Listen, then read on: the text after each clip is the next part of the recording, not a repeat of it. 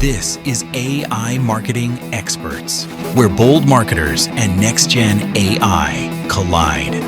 Each week, join us as we decode trends, test tools, and share real wins from the AI-powered front lines.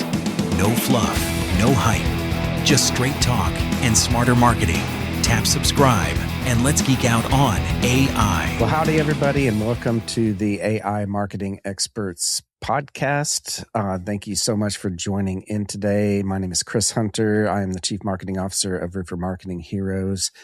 I am joined here with a bunch of our friends. We meet here weekly to talk about AI and how it pertains to marketing and what's really going on in the whole AI world when it comes to all that stuff. Today's topic is going to be interesting because we're going to take it back a few steps, right? We've been geeking out and getting really deep into the weeds on all sorts of things. And while our world is getting more and more complicated, it seems like, right, with all of the AI tools that are coming out, and it's really hard to keep up with everything because every single one of the major platforms are constantly trying to one up themselves, right? Not only themselves, but everybody else.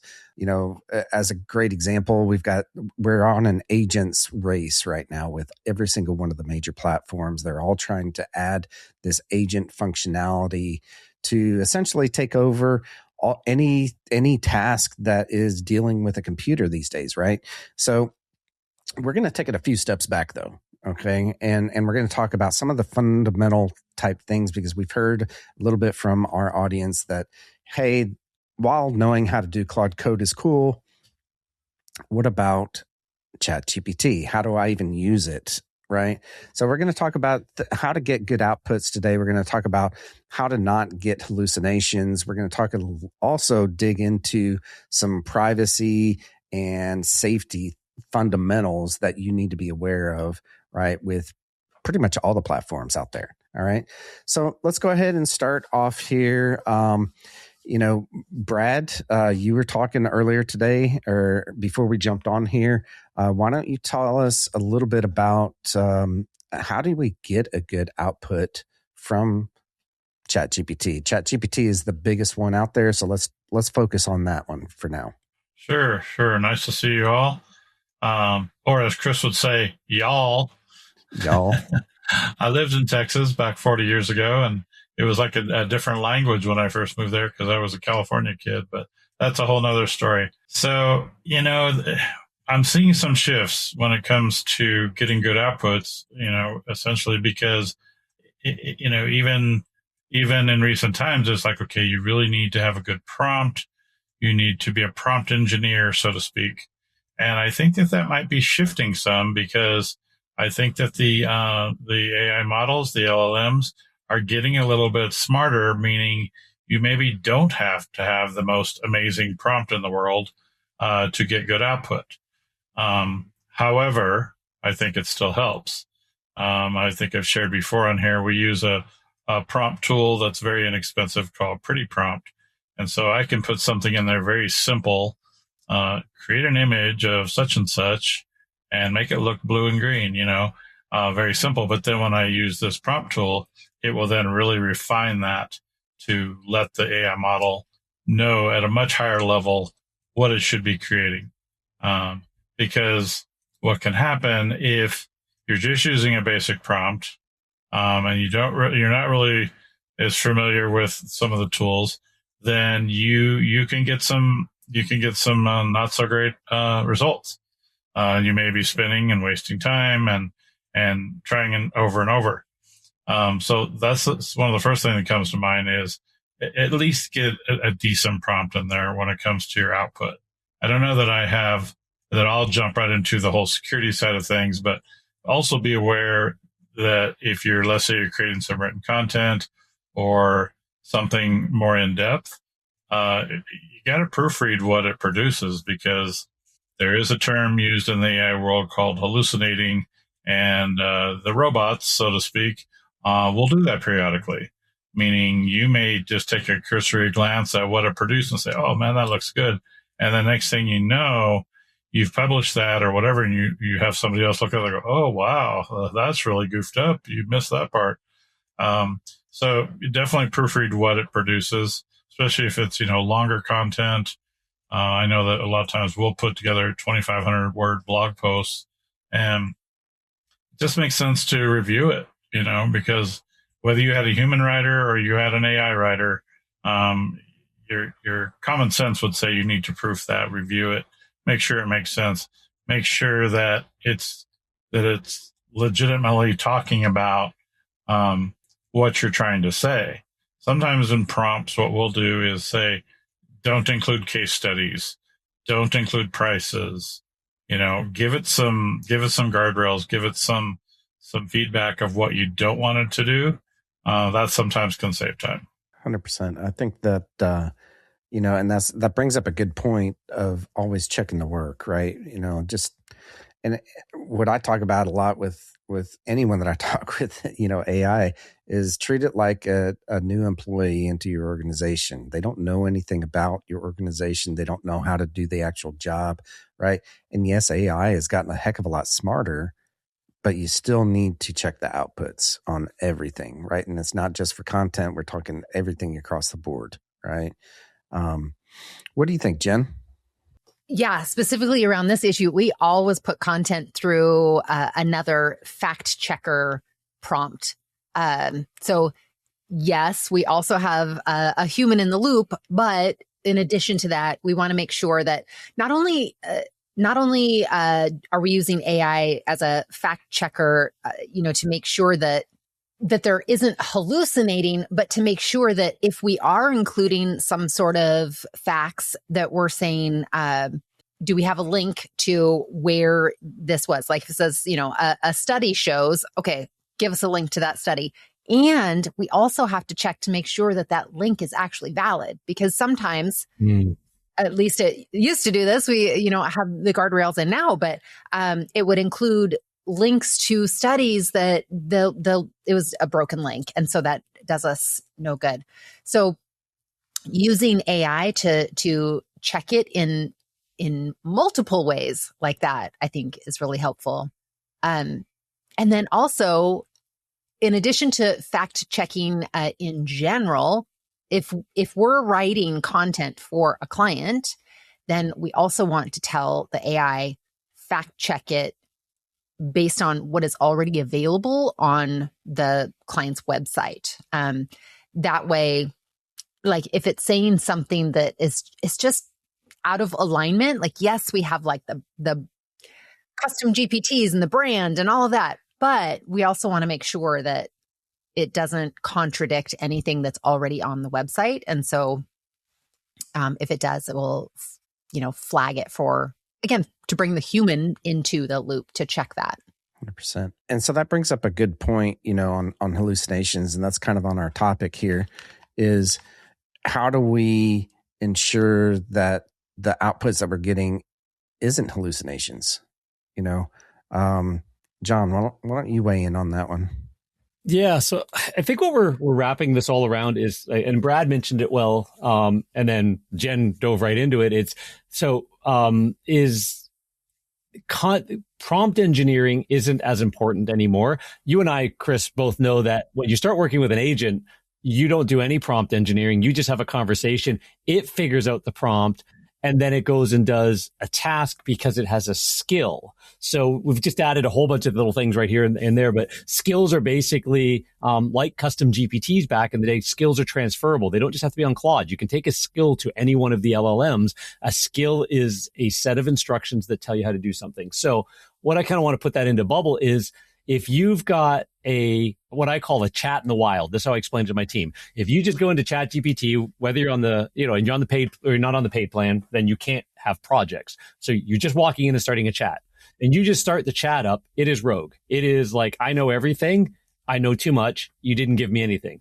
If you start with, as Jen said, say you've got an entire Google Doc on the client's voice, the client's this, the client's that, you drop that in, right, as a reference context. Then you drop in how you want blog posts to be written, with a summary at the top and key features, and then the rest of the post, and you want all the instructions like that. Then you say, hey, based on my two control documents here, here's some new information. can you write me a blog post? Ask many questions before, getting started, blah, blah, blah. Right now you've got this, you've given it context, you've given it control, and then your output is going to be a lot more based on that. Now that gets into the world. If you've got a project, projects are just an isolated bucket.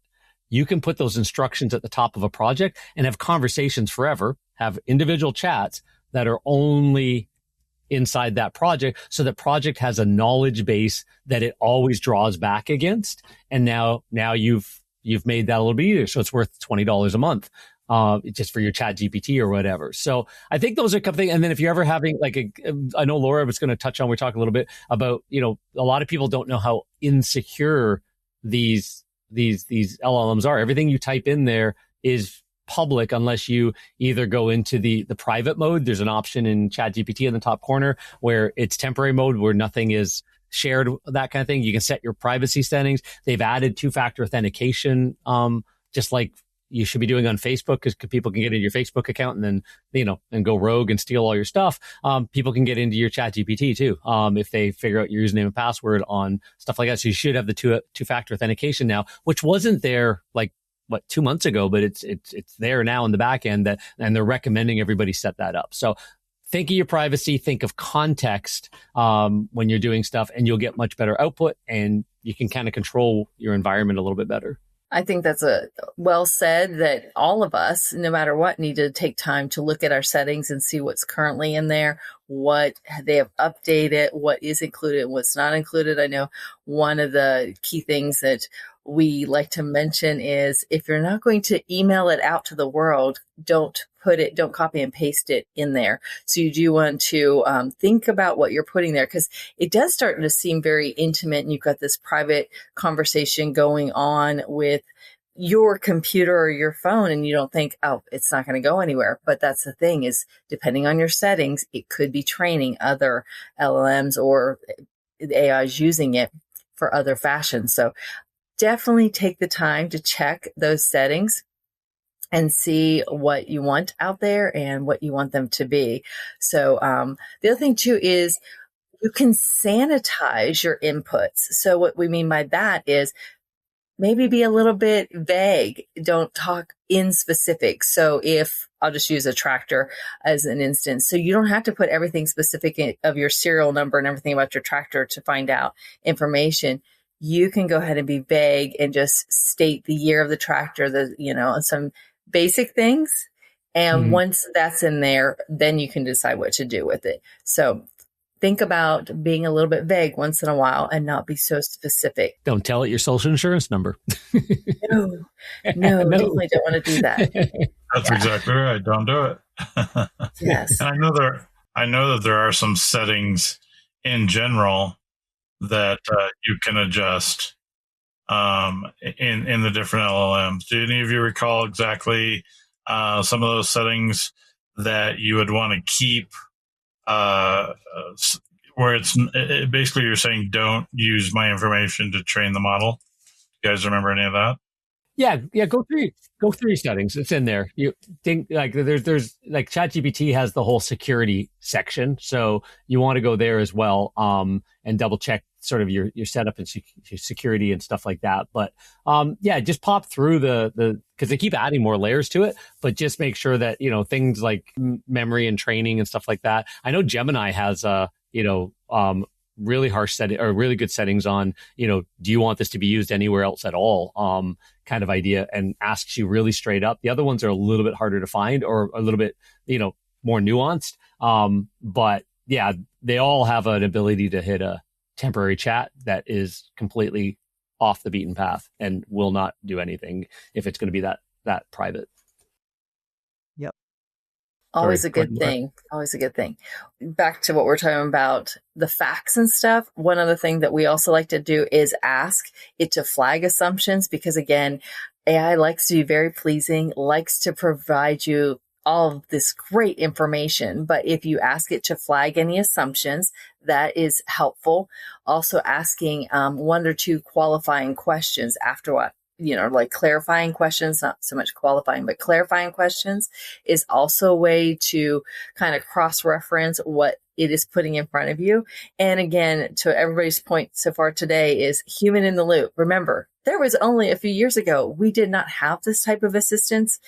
And we were very capable of writing phenomenal blogs with our team members. So keep ourselves in the loop to verify, make sure we are signing off on whatever might be put out. And to Jen's point, definitely click on the links, because it does just like to throw in those pretty blue underlined links. And we take it for granted that those are valuable assets, and you can find a lot of dead links within it. Yeah. Well, I'll tell you, we don't actually we don't click on the links at that point. We tell AI to check the links, and then we do eventually, but at first we just we're sure that we're prompting the LLM to check those links after they've added, or it has added. So good point. One custom instruction that I learned recently. So inside your settings under the personalization in chat, I'm trying to remember where it is in Claude right now, but you should set how you want it to, to talk to you. Do you want it to be conversational, talkative, light, humorous? With mine, call me hey dude or hey JC, and instead of being, all that kind of, instead of being formal. But one of the things that you should set once that I did a long time ago and I just found it on my phone here, putting in the bottom of those custom instructions, prioritize substance over compliments. Never soften criticism. If an idea has holes, say so directly. This won't scale because of X. It is better than have you considered. Challenge assumptions, point out errors. Useful feedback matters more than comfortable feedback. If you tell it that, and that's the wording that this one fellow gave, then you're not going to constantly get, again, do you want the ego stroke? Okay, you're great. I'll tell you, you're great right now. So now you got it. Write it down. You don't need ChatGPT to always tell you that you're great if your idea sucks. Actually have it push back a little bit and go, well, maybe that's not a good idea, kind of idea. So, because it does default to be, your most agreeable friend. And sometimes that agreeable friend that agrees with everything gets a little annoying. Well, I think that we brought up a lot of valid points there. And that just kind of wraps everything up. Does anyone have anything else to kind of add on to everything that we just talked about? Check your work, Don't, it's like what was shared earlier, an AI assistant or an AI tool is just that. It's just like if somebody to work for you, you still want to look at what they produce, because nobody's perfect and things can go goofy sometimes. So I think that'd be the tip of the day is check your work and don't just trust that it's always going to be right. Yeah. And check the privacy settings of your account. Check it. Yep. Make sure that you know where you stand, whether that means that you upgrade to a paid account or you're fine where you're at, whatever it is, but check the settings and make sure you know where you stand. Yep. Yeah, especially today with all the agents coming out. OpenClaw, you don't have to be into that, but like Chris was chatting to me about the Perplexity computer, as they call it, which is their workflow. Claude Cowork, they're all the agentic race is on. We'll have an episode about that soon. But they're all doing that, and that is rogue like crazy if you don't know what you're doing. Like that's go in and answer emails and move things around and do all that kind of stuff. You better kind of know the basics we talked about here today before you ever just decide to say, yeah, just go do it. I'm going for lunch, and come back to whatever happened while you were gone. So yeah. That comes back to a strong foundation, but like you said, we'll visit on that because if you're unorganized now, it just amplifies that you're unorganized. Exactly. Sure. Yeah. Okay. All right, y'all. Thanks so much for tuning in. This is AI Marketing Experts Podcast. Be sure to hit like and subscribe down below.